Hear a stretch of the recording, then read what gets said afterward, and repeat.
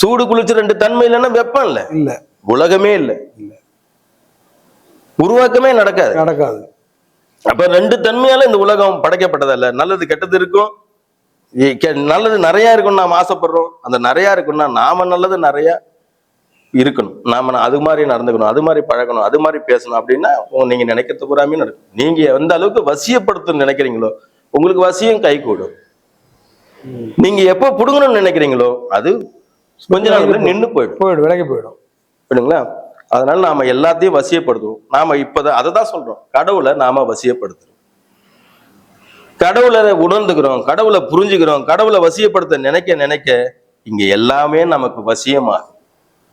ஏன்னா நாம கடவுள் எதுன்னு சொல்றோம்? உலகமயமான வெப்பம், பிரபஞ்சமயமா மாறி இருக்கிற வெப்பம். இந்த வெப்பத்தை நாம உணர்ந்து புரிஞ்சுக்கிட்டு அதன் மூலியமா இது எல்லாமே கடவுள் தான் அந்த உயர்ந்த தன்மையை தெரிஞ்சுக்கிட்டோம்னா நாம எந்த நினைப்பை நினைக்கிறோமோ அந்த நினைப்பு நம்மளை தேடி வர ஆரம்பிக்கும். ஏன்? ஆசையோட அளவே நம்மளுக்கு மட்டுப்படும்.